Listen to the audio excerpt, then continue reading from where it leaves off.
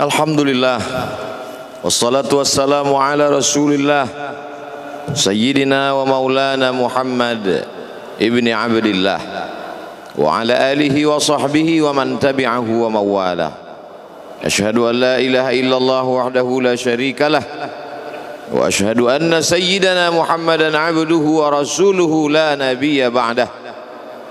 Allahumma salli ala sayyidina Muhammadin nabiyil ummi wa ala alihi wa sahbihi wa barik wa sallim. Qala Allah Ta'ala fil Qur'anil azim wa huwa asdaqul qailin. A'udzu billahi minasy syaithanir rajim. Ya ayyuhalladzina amanu taqullaha haqqa tuqatih wa la tamutunna illa wa antum muslimun. Wa qala ta'ala fi ayatin ukhra. Ya ayyuhalladzina amanu taqullaha wa qulu qawlan sadida yuslih lakum a'malakum wa yaghfir lakum dhunubakum wa man yuti'illaha wa rasulahu faqad faza fawzan 'azima. Ibadallah, usikum wa nafsi bi taqwallahi wa ta'atihi faqad fazal muttaqun. Hadirin jamaah Jumat yang dimuliakan Allah Subhanahu wa taala. Semua orang senang melihatnya karena dia bersih, karena dia rupawan, karena dia sopan dan santun, karena ayahnya meninggal dan ibunya juga sudah lama meninggalkannya. Orang kasihan melihatnya, maka karena kesenangan hati mereka, mereka sendiri yang memberikan gelar untuknya yang belum pernah mereka berikan kepada orang sebelum dia. Gelar itu bernama Al-Amin, orang yang layak menerima amanah. Amin diambil dari 3 huruf, alif, mim, nun. Dari kata alif, mim, nun muncullah kata amanah. Orang yang mampu menerima amanah disebut Al-Amin. Kita mengatakannya jujur. Lawan daripada amanah adalah khianah, al-khain, pengkhianat. Dia tidak berkhianat. Dia adalah seorang yang mampu mengemban amanah dan terpercaya, maka semua orang percaya kepada dia. Dari alif, mim, nun juga akar yang sama dengan iman, akar kata yang sama dengan iman, maka iman berarti percaya. Dia adalah orang yang dipercaya karena memang dia mampu mengemban amanah. Kapan kebencian itu datang? Kebencian itu datang ketika dia naik ke atas bukit Safa dan dia berkata kepada semua penduduk Makkah, seandainya aku katakan di balik bukit Jabal Abi Quwais yang besar, gagah, perkasa, tinggi, menjulang ini ada pasukan musuh yang akan menyerang kita, apakah kalian percaya? Semua mereka berkata, shadaqnaka, kami percaya karena memang kami menggelar engkau orang yang dapat dipercaya. Seandainya aku katakan bahwa ada pasukan musuh yang akan meluluh lantakkan, menghantam, membunuh kita, apakah kalian percaya? Mereka menjawab, shadaqnaka, kami percaya. Seandainya aku katakan bahwa aku menerima wahyu dari Allah dan aku diperintahkan Allah untuk mengabarkan kepada kalian yang baik-baik akan masuk surga, yang jahat-jahat akan masuk neraka, percayakah kalian? Disitulah perlawanan datang, bukan dari orang lain, bukan dari musuh, bukan dari lawan. Perlawanan itu datang dari saudara kandung, dari ayah kandung yang masih ada hubungan darah. Tabban laka ya Muhammad alihadza jama'tana, celakalah engkau Muhammad, apakah hanya untuk ini saja kau kumpulkan kami hari ini?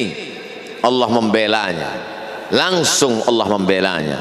Dia tidak membela dirinya, tapi Allah mengatakan tabbat yada abi lahabi wa tabba ma aghna anhu maluhu, hartanya tak ada berguna, wa ma kasab, hasil usahanya tak mendatangkan manfaat, wa imra'atuhu hammalatal hatab, istrinya menjadi pembawa kayu bakar, simbol dari adu domba, kata-kata yang membuat menyakitkan hati yang dibawa oleh Ummu Jamil istri Abu Lahab untuk menyiksa, menjelekkan, membuli, menebarkan berita untuk membunuh karakter Sayyidina wa Maulana Muhammad sallallahu alaihi wasallam.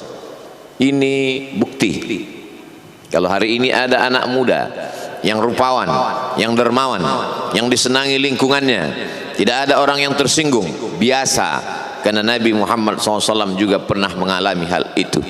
Tapi begitu kau katakan, aku tadi malam bermimpi bahwa aku mesti hijrah, meninggalkan komunitas peminum khamar, meninggalkan geng kita yang selama ini bicara tentang yang haram, maka disitulah mereka akan berkata, apakah hanya untuk ini saja kita berteman selama ini? Mana persahabatan kita? Apa yang dialami pemuda-pemuda hijrah hari ini dialami oleh Rasulullah sallallahu alaihi wasallam 14 abad yang silam. Ketika kau berhasil bisnis, orang senang. Ketika kau berhasil membina rumah tangga, tidak ada orang yang tersakiti. Ketika anakmu lucu-lucu dan kau berada di tengah mereka, tidak terusik kepentingan mereka, tidak terganggu ekonomi mereka, engkau adalah sahabat, engkau adalah teman setia. Tetapi ketika kau tidak ikut kemauan manusia, disitulah engkau sedang melantik dirimu sendiri menjadi musuh. Maka Allah kuatkan hatimu. Wa in tuti aktsara man fil ardi, kalau kau ikut kebanyakan orang di atas muka bumi, yudilluka an sabilillah, mereka hanya akan menyesatkan engkau dari jalan Allah subhanahu wa ta'ala. Tapi api itu tidak pernah padam. Kalau dia padam, maka berakhirlah dakwah Islam. Dia terus bergelora, dia terus menyala, dia terus membakar kemunafikan, membakar kemusyrikan, sampai akhirnya embargo pun tiba. Jangan ada yang mau bergabung dengan kelompok Muhammad sallallahu alaihi wasallam. Jangan ada yang mau berkirim makanan, jangan ada yang mau berdagang, jangan ada yang mau menjalin transaksi. Mereka ingin membunuh secara perlahan-lahan. Jangan beli produknya, jangan duduk bersamanya, jangan berteman dengan dia. Kenapa kamu mau berfoto dengan dia? Kenapa kamu mau bergambar dengan dia? Kenapa kamu masih mau mendengar ceramah dia? Adakah orang yang mengalami hal itu hari ini? Adakah ketakutan-ketakutan dari hamba Allah yang mengatakan Allahu Akbar, Allah Maha Besar, tapi takut ditinggalkan kawan, cemas ditinggalkan sahabat? Maka itu pernah terjadi pada kelompok Sayyidina wa Maulana Muhammad sallallahu alaihi wasallam. Kalau pembunuhan karakter tidak berhasil, maka ada yang lebih dahsyat daripada itu. Mereka tawarkan dunia beserta isinya. Wallahi, demi Allah wahai paman, demi Allah wahai Abu Talib, law wada'u syamsa fi yamini wal qamara fi yasari, andai mereka letakkan matahari di tangan kananku, bulan di tangan kiriku, ala atruka hadzal amr, supaya aku tinggalkan dakwah ini, aku tidak akan meninggalkannya. Bujuk rayu mulai tiba. Itu terjadi pada diri Nabi Muhammad sallallahu alaihi wasallam. Kalau kau tidak mempan dimusuhi, kalau kau tidak mempan dirangkul, kau akan dipukul. Kalau kau tidak mempan dipukul, kau akan dirangkul. Berbagai macam cara, dari mulai yang paling keras sampai yang paling lembut, dari mulai yang paling lembut sampai yang paling keras, sampai akhirnya tempat bergantung itu hilang, lenyap, musnah. Ada dua tempat bergantung, saudara kandung ayah Abu Talib. Mereka tidak mengusiknya karena dia keponakan Abu Talib. Abu Talib anak Abdul Muttalib, Abdul Muttalib anak Hashim, Hashim anak Abdi Manaf, Abdi Manaf anak Qusay, Qusaylah pendiri Darun Nadwah. Mereka keturunan darah mulia dari Adnan. Adnan menerima tetesan darah dari Ismail anak kandung Ibrahim alaihissalam. Jangan ganggu dia, karena dia keponakan Abu Talib. Masih ada backing, tapi Allah ingin agar hati itu tidak bergantung kepada manusia. Dia buat Abu Talib meninggal dunia, masih ada lagi tempat bergantung. Dia yang dulu ketika kedinginan datang, dia yang menyelimuti. Yang dulu ketika ketakutan datang, dia yang menenangkan. Dia datang menemui Waraqah ibnu Naufal. Waraqah berkata, Namus, malaikat yang pernah datang kepada Ibrahim, yang pernah datang kepada Musa, yang pernah datang kepada Isa, sekarang dia datang kepada suamimu. Katakanlah, jangan takut, jangan cemas. Kalau nanti sampai masanya dia akan diusir dari kampung halamannya, aku orang pertama yang akan membelanya. Karena begitu yang kutemukan dalam kitab-kitab suci yang kubaca, kata Waraqah bin Naufal. Hari itu juga tempat bergantung itu patah. Khadijah menghadap Allah subhanahu wa ta'ala. Tak lagi ada makhluk tempat bergantung, tak ada lagi ranting tempat berhinggap, tak ada lagi batang kayu tempat berpegang. Allah ingin agar engkau berserah hanya kepada Dia saja. Tidak ada makhluk. Bersandar kepada makhluk akan kecewa, bersandar pada kayu yang rindang akan tumbang, bersandar kepada benda akan binasa, bersandar kepada sahabat akan berubah menjadi musuh. Bersandarlah kepada Dia, Hayyun Maha Hidup, la yamut, Dia tak pernah mati. Bersandarlah kepada Dia, Al-Aziz yang Maha Perkasa, Al-Jabbar yang Maha Berkuasa. Itu yang diinginkan Allah dari sosok Sayyidina wa Maulana Muhammad sallallahu alaihi wasallam. Dia pergi, sengaja dia pergi berjalan kaki, karena kalau dia pergi menunggang unta, mereka sudah mengintai, dia pasti lari, dia akan pergi ke tempat yang jauh. Sengaja dia pergi berjalan kaki. Lalu kemudian dia pun sampai ke suatu tempat. Dia berharap mereka adalah orang-orang yang lembut akan yang menerimanya, tapi dia tidak diterima dengan tala'al badru alaina. Dia tidak diterima sebagai ahlan wasahlan. Ahlan, keluarga, kau datang kami sambut sebagai keluarga. Sahlan, mudah, kau datang urusanmu mudah. Ahlan wasahlan. Tapi dia tidak dianggap sebagai keluarga, dia tidak dianggap sebagai sahlan, dia dianggap sebagai musuh. Dia dilempar dengan batu, dia dilempar dengan kayu, dia dilempar dengan tulang onta. Apa yang dia lakukan? Dia bersembunyi di balik bukit. Dia angkat kedua tangannya. Ilaika ashku dha'fa quwwati. Kepada engkau saja aku mengadukan kelemahanku. Wa qillata hilati, ketidakberdayaanku. Wa hawani bainan nas, aku hina di tengah mereka. Kalau dulu aku ada tempat bergantung, ada tempat bersandar, ada tempat mengadu, hari ini hanya engkau saja ya Allah. Datanglah malakul jibal, malaikat penjaga segala bukit di atas dunia. Kau tunjuk mana bukit yang paling besar ya Muhammad, akan kutimpakan kepada mereka. Hati yang luka biasanya akan marah, akan kecewa, tapi itu tidak terjadi pada Nabi Muhammad sallallahu alaihi wasallam. Apa yang dia katakan? Asallah an yukhrij min aslabihim man ya'budullaha wa la yusyrika bihi syai'a. Ya Allah, keluarkan dari tulang sulbi mereka, keluarkan anak cucu mereka yang akan menyembah engkau. Tidak ada satupun yang akan mempersekutukan engkau di atas muka bumi ini. Doanya dikabulkan, hatinya susah, pikirannya kacau, tapi lidahnya tidak berkata-kata kasar. Dia doakan agar anak cucu mereka menyembah Allah. 100% penduduk Taif hari ini bersyahadat asyhadu an la ilaha illallah wa asyhadu anna muhammadan rasulullah. Doa orang yang teraniaya, doa orang yang terzolimi. Dia berhenti di sebuah kebun. Ada seorang yang bukan terpandang membawakan beberapa ranting anggur sebagai pelipur lara, penghilang haus, pelepas daganya. Ketika anggur itu akan masuk ke mulutnya, dia berkata Bismillahirrahmanirrahim, atas nama Allah. Maka hamba sahaya miskin, susah, melarat, perantau yang tak punya apa-apa itu heran. Apa yang kau ucapkan? Bismillah. Kau sebut nama Allah ya. Tidak ada satupun orang di kampung ini kalau makan menyebut nama Allah. Siapa engkau? Aku Nabi yang diutus Allah Subhanahu wa ta'ala. Berarti engkau sama dengan orang yang dulu pernah berada di kampungku. Engkau dari mana? Aku dari Ninawi. Ninawi ya.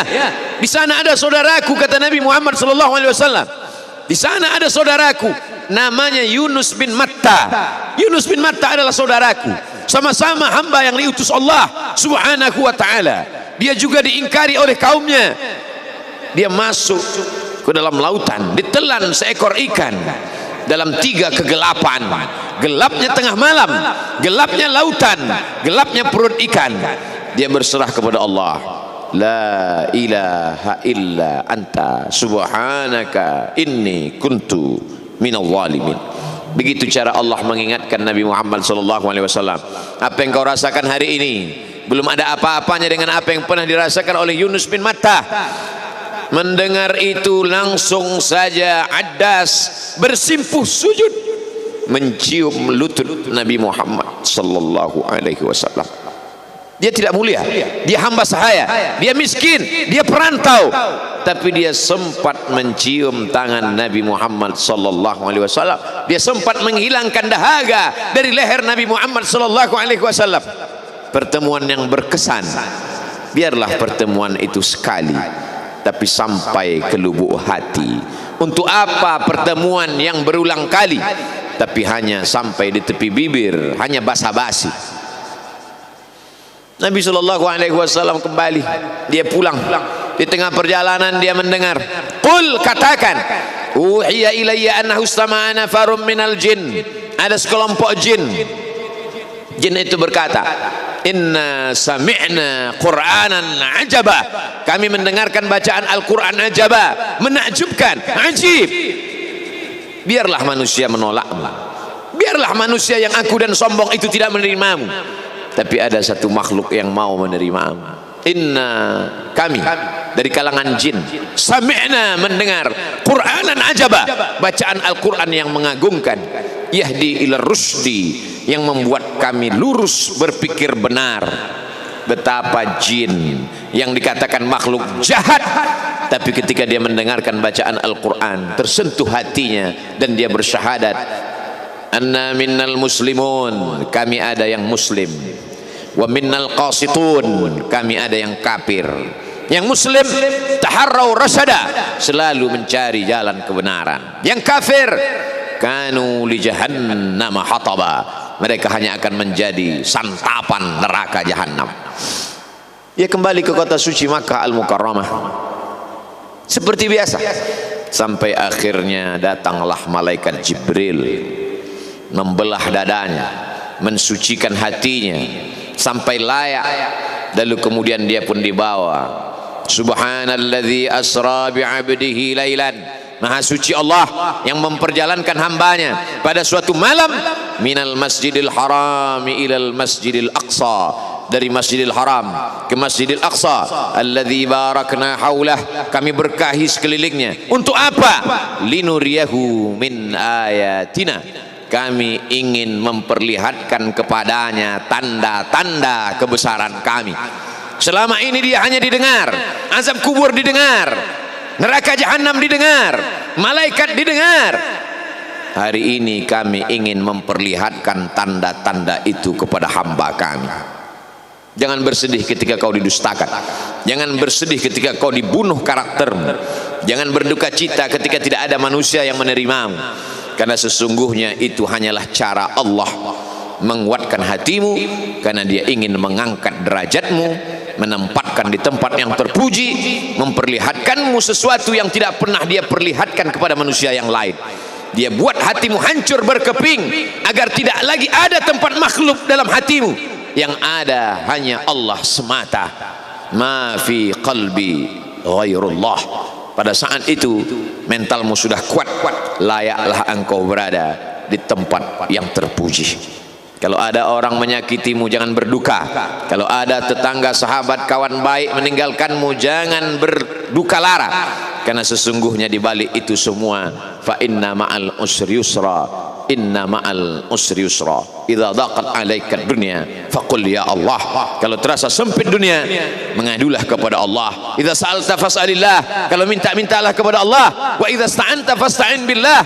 Kalau minta tolonglah kepada Allah. Iyyaka na'budu wa iyyaka nasta'in. Kepada Engkau kami menyembah, kepada Engkau kami beribadah, kepada Engkau kami bersimpuh sujud, kepada Engkau juga kami meminta pertolongan. Barakallahu li wa lakum fil Qur'anil azim wa nafa'ani wa iyyakum bima fihi minal ayati wadh-dhikril hakim wa taqabbala minni wa minkum tilawatahu innahu huwal ghafurur rahim.